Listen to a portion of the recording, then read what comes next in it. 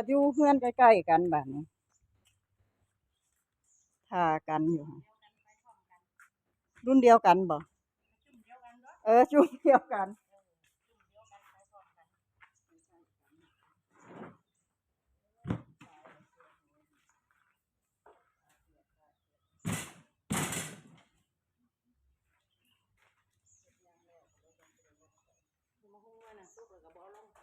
เอาล่ะแม่บอกเดี๋ยวก็ล้นแตกไปกินไอ้ขี้เหี่ยอยู่บอก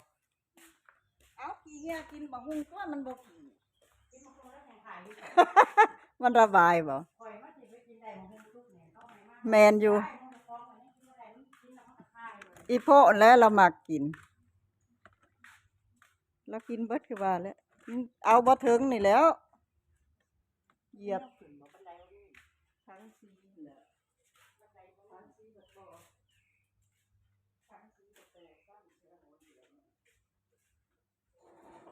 เหยียบโลดย้อนตองอยู่ที่ถึงว่าสอดสองแตกที่ถึงอยู่มันก็เด้ไปทางฝุ่นนะ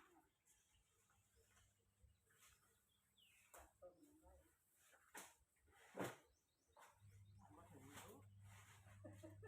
มันมีตันๆด้วยทั้งซีที่สิรู้ออก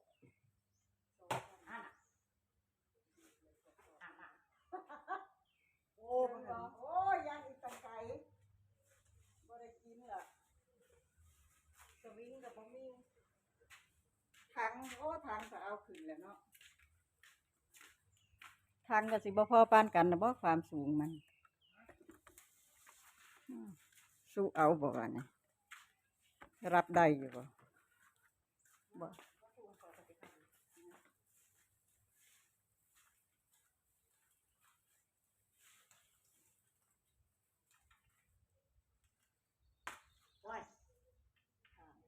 ว่าเย็ดตัวได้เสย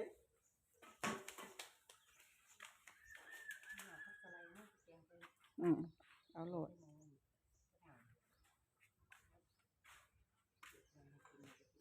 มันอันนั้นมันอยากเหลือง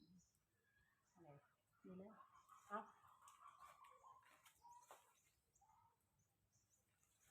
เหลืองผัก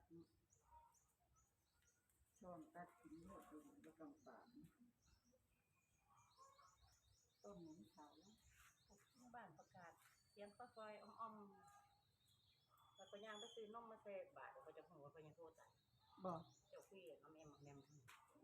เขาเอามาแต่มาขึ้นมันพันมากแม่นบ่ตายปีหนึ่งเนาะคุณคือประกาศไว้เอาประกาศไว้ท่านเตรียมตัวแต่ท่านเตรียมตัวเพราะว่ามันมาหอดบ้านเนี่ยว่าท่านได้ไปกินทานแล้วจ้ะเนาะ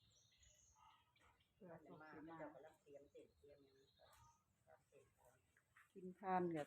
มื้ออื่นก็ได้หรอกว่าแต่ว่าท่านได้เอาไปไงเพราะว่ามันสกมาแล้วเอาปุ๊บมื้อนั้นอีมัดคือว่าแล้วดีกินแล้วอันนี้มันลงเห็นเนาะว่าใส่หอดผลว่าปลอดภัยแล้วว่าซั่นจักอย่าว่าได้ต่อกันยาวยืดตายได้เงินโลกพวกนี้มันไวเนาะตายไวเก็บเอาอยู่ใส่มามันมีหมาก่อนเด้อมันก็มาเก็บเอานี่ได้เจ้าพันได้ตื่นแม่นบ่มาเอาเด็กน้อยต้นในยอดกระเดาพร้อมสิบ่คงใจกันบ่เบ็ดรอดยอดมันน่ะมันแตกน้ำมันงวยใส่หลายๆบ่มีน้ำมันงวยนะสิคงบ่เห็นมีเลยคนมันคิดแต่หมาเนี่ยมาลักกินโอ้ยอยู่เดินเจ้านั่นหน้าฝนนั่นเป็นป่าอยู่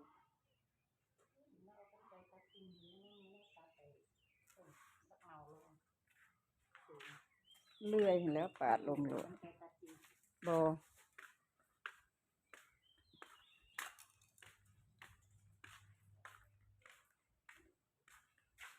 ถ้ารถเขามาเอาเขาไปสีพร้อมแล้วมันบะ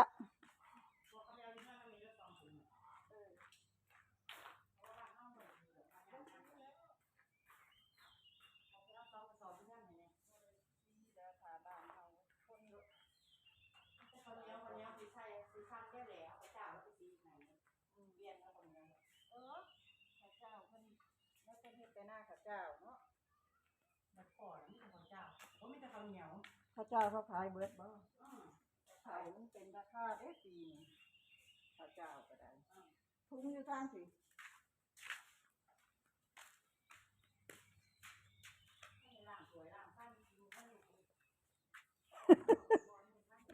ล้างหันเลยเอาปุ๋ยใส่ต้นไม้ก่อนแห้งนาลีนะพดน้ำว่าเป็นซุมือเลยนะ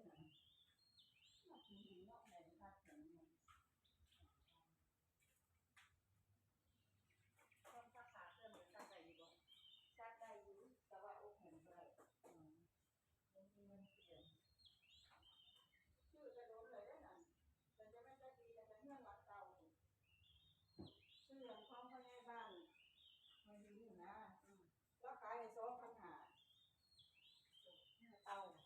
มันเป็นของเก่ามันไงเนี่ยแล้วขายกระปุกเด็กวันละล้านเตานี่เตาเลี้ยงเลยว่าเตาต้นที่แผลบ่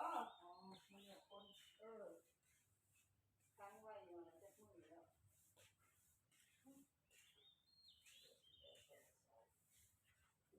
ปวดหมอกยังไง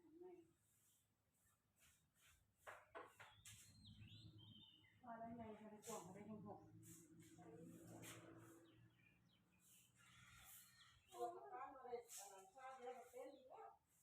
ขั้นยังอันนี้แก้วขมิ้นอยู่บ่ต้มมันจะตายก่อนเพราะมันหนักเอาต้มมันเป็นกันเตซื้อมาปลูกมันก็เป็นโรคมันต้องคิดเม็ดเนาะถ้าจะเป็นนี่เลยนี่บ่ต้องต้นทำมาน้อยๆมันโดดประกันประเทศนี้มันโลนถึงจนสิบได้ก็โล2 โลต้นนี้เป็น2 โลรอบ2มันเยอะ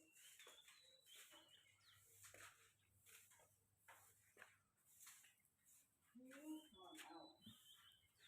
เห็ดนั่นเห็ดนี่แล้วมันจะได้อาบน้ำ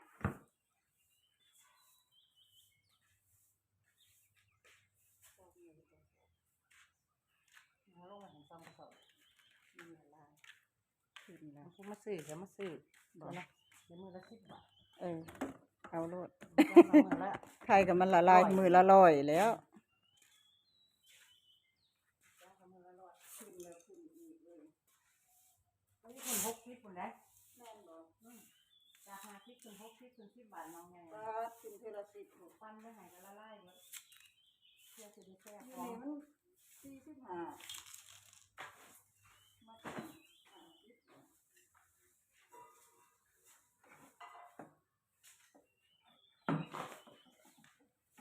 ตายกับเสือหงนะตอนนั้นก็จะตายนั่นบอกฟิกจักโลจะมาตัด6 โลเขาก็เขายาให้แล้วเขาก็เดี๋ยวเรามาพักฟื้นทำมันไข้ของเขาเล่าออกมาพักฟื้นทั้งนอนเขาอยากเขาก็สินัดมือพาให้กันเขาเล่าแข็งแรงเขาก็สินัดมือพาเขาก็บอกว่าอันนี้เส้นเตียงพาก็พาหมอเขาก็บอกการรับประกันห้อยมันก็บอกว่าเลยเนาะเส้นเขาก็ต้องลูกเต้าเส้นแล้วเพื่อเขาเป็นอย่างมากเขาจะย่อมความคิดของเขาเพื่อว่าตายก็สิพิการกันนอนติดเตียงอย่างนี้มีแรงเลี้ยงสมองว่าท่านคือเสียงของมันยังไม่ได้เรียกผลึกหลายช็อกมันอันนั้นไปเลยเนี่ยไม่หอดไม่เอาเป็นยามใดแต่กลางคืนมันแห้งยากว่ามีกูอยู่นั่งเลยขับรถเป็นใช่ไม่พอได้เปลี่ยนเลยไปเปลี่ยนเสื้อหอยเลยอันยืมเพื่อนอีเดะนอนอย่างกันเลยยังไงยายนางสารติด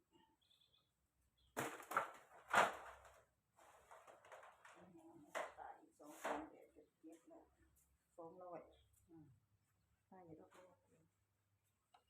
ำแบบขึ้นหนา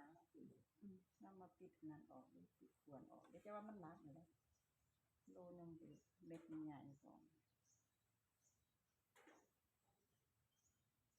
ไปกลายบ่อึด้วยดื้อว่าไปเก็บเบิดแล้วก็อึขึ้นเอามันมากเลยตั้งแต่มาใส่เย็นมันไม่ดีเก็บขึ้นรถเบิดแล้วค่ะบ่มีหรอกมันส่งเขาโลกอะไรพระเจ้าได้ปีละลายนี่มันก็ปลูกกันเฮ็ดพี่น้องน้ำเขาอยู่หันเนาะก็ไปอยู่หันเด้น้ำเด็ดน้ำจังหวัดหน้าเฮาก็เป็นน้ำหมักไม้บ่ให้ทานนาเป็นทานถ้าสิเป็นหยังก็บ่ได้ไปคิดอยู่ในข้างหน้าเนาะแค่ฟังขอมานำทางซื่อๆเพิ่นบ่ให้ก็จังว่าบ่ได้เรียกร้องแล้วจังเว้าแล้วเราโอ้ขอระยะให้ซุมเจ้าได้น้ำไม่ใช่ก็บ่ให้ทานนามันแล้วถ้าบ่คิดไปอนาคตข้างหน้าก่อนคอยมาอยู่นะจ้างสิพานไอ้เจนี่ได้ก่อนคอยไปเว้านั่นสิเป็นหยังมันเป็นหยังเฮาบ่ไปฟังแค่หน้าเขาเฮาเอาไปตามคลองเขาฟังตามคลองตามทางทางไปเฮาอยากได้น้ำเมืองบ้านเขาเราดูทางเฮ็ดดูทางสารเราไปบ่ได้มันได้มันบ่ได้แพงเด้ค่าไฟเขาใช้เดือนละ100กว่าบาทไฟเกษตรคือข่อยใช้อยู่น้องใหญ่ให้มันเดี๋ยวนี้เขาใช้เต็มที่400กว่าบาทที่เราจะบอกแล้วคุณจังจังบ่พอเสียเงินเลยเอาต่อมา5 บาทเนาะเป็นน้ำมันขึ้นแต่ที่ก็บ่ได้เอาน้ำมัน5 บาทเท่านั้นเด้อ5 บาท10 บาทให้เขาโอ้ยครับ CEO บ่เป็นได้เก็บเอาบ่ได้เลยแล้วเข้ามารับมาส่งให้ฮอดเฮือนเนาะนั่นล่ะให้เขาโลดบ่ได้ว่าเจ้าว่ามีแต่ถุงหันไม่ถุงเอาเปลือกเจ้าเขาสารนั่นมีตั้งแต่ไอ้ข้าวเหนียวมีแต่ของซีมันน่ะมีแต่ของเรียนเอาหมดก็คือของคนนี้ก็ได้ไปซีได้พวกมันหามันยังบ่ทันได้มาบ่มันไปแต่ละคืนนี่ขอโทรไปไปนอนหน้า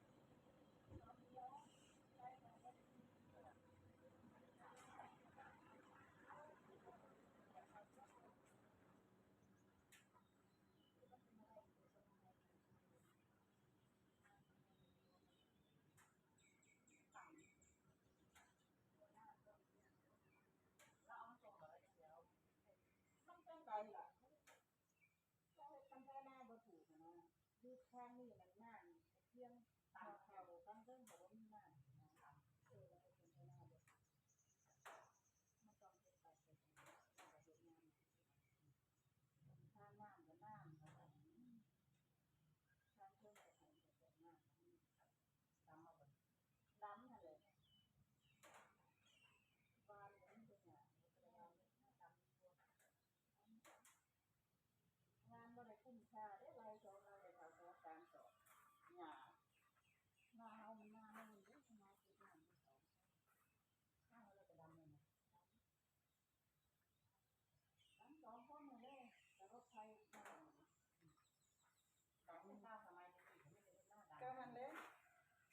มีแต่เสื้อโหยแล้ว